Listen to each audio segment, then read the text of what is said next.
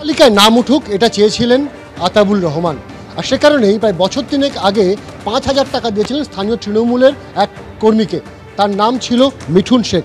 আর সেই টাকা যখন তিনি চাইতে গেলেন, আবার সে নাম না ওঠার পর তখন তাকে বেধড়ক মারধর করা হলো এবং বিভিন্ন হাসপাতাল ঘুরে অতঃপর তার মৃত্যু হলো NRS মেডিকেল কলেজ হাসপাতালে। এই মুহূর্তে পরিবারের লোকজন তারা এখানে রয়েছে, তাদের সঙ্গে কথা বলবো। আপনার দাদা, তিনি তো মিঠুন শেখকে টাকা দিয়েছিলেন। মিঠুন শেখ কোন পার্টি করে এবং কত টাকা নিয়েছিল? 5,000 টাকা নিয়েছিল, তৃণমূল সমর্থক আর কি, তৃণমূল করে। ওই টাকা চাইতে যেই তো মারধর হলো। এরকম কি শুধু আপনার দাদার কাছ থেকে নিয়েছে নাকি আরও অনেকের কাছে? গ্রামে অনেকের কাছ থেকে নিয়েছে, এক একজনের কাছ থেকে না, অনেকের কাছে। অনেকেই জানে আর কি, সবাই করেনি যে নামের জন্য অপেক্ষা করছিল যে এই নাম আসবে, নাম আসবে। নাম না থাকায় টাকা চাইতে গিয়েছিল কালকে। তারপরে ওকে আমাদের ওই মুকিন্দপুর বটতলাতে ধরে বেধারাক্কা মারধর, সামনে যা পেয়েছে আর কি, লোহা কাঠ যা পেয়েছে এক কথায়। আমরা তো দেখলাম তখন অজ্ঞান অবস্থায়, মানে আমি যে দেখতেই পেলাম না। ওরা আবার সব লোকজন নিয়ে চলে এসছে হসপিটাল। হসপিটালে নিয়ে যাওয়া হলো? নিয়ে যাওয়া হয়েছিল প্রথমে জঙ্গিপুর হাসপাতাল, তারপরে জঙ্গিপুর থেকে বহরমপুর মেডিকেল কলেজ থেকে নীলরতন নিয়ে এলাম। নীলরতন এসে ডাক্তার বললো যে কন্ডিশন ভালো নেই পেশেন্টের, যে কোনো মুহূর্তে ডেট হয়ে যেতে পারে। তো এই ব্লাড জমে আছে মাথাতে, এইসব জায়গায়। তারপরে কান দিয়ে ব্লাড আসছে। তারপরে তো 8:30 9টা, যাই হোক ঘড়ি দেখিনি, ওই টাইমের মধ্যে ডেট ডাক্তার বললো যে মারা গেছে। আতাবুল শেখকে টাকা দিয়েছিলেন আপনার দাদা, আপনি নিজেও টাকা দিয়েছিলেন বলছিলেন। এই যে টাকাটা কতদিন আগে দিয়েছিলেন? 2-3 বছর মোটামুটি, ওইরকম তো ঠিক নেই।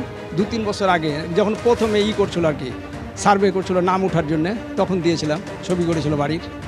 আতাবুল শেখ যে টাকা নিচ্ছে স্থানীয় গ্রামবাসীদের কাছ থেকে বা আপনাদের কাছ থেকে, এই বিষয়ে কি ওখানকার তৃণমূল নেতৃত্ব তারা জানতো?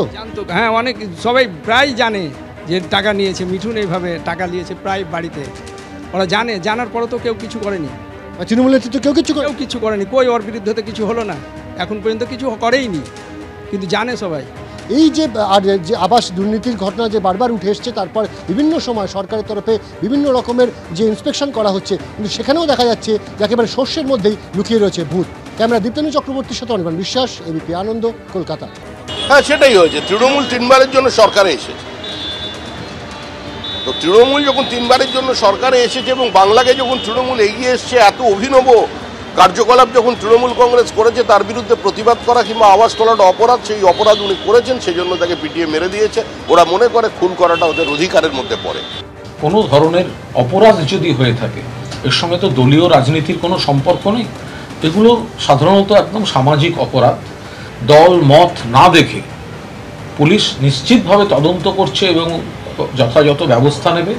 এর বাইরে এই প্রসঙ্গে অতিরিক্ত কিছু রাজনৈতিক বক্তব্যের জায়গা নেই। অভিযোগ মারাত্মক এবং অভিযোগ যদি সত্য হয়, তাহলে পুলিশ নিশ্চিতভাবে, এটা তৃণমূল কি তৃণমূল নয় এটা বিচার্য নয়, অভিযোগ যদি ঠিক হয় পুলিশ যথাযথ ব্যবস্থা নেবে।